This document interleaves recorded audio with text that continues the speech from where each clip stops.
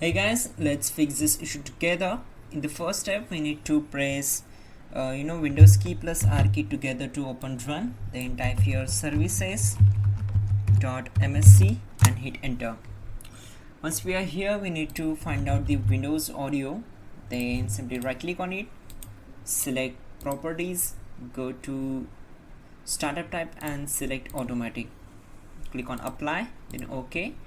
We need to select it and click on restart the service.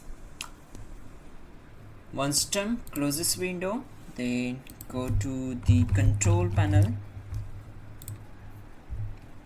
On this window we need to select the view by as large icons. If you selected category, then select large icons, then click on sound, and once we are here we need to select simply right click on it, select disable and try to enable it again.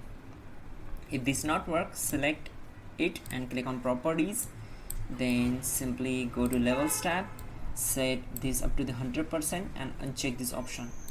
If enable this one, then go to enhancements tab and we need to check this option, that is disable all enhancements. Enable this one, then click on apply and then OK. Once done, simply restart the system and your problem will be solved. You can also check out our description link to fix this issue quickly and effectively. That will be a better way to fix this issue. And yeah, restart it. Don't forget to like the video. Please do subscribe the channel.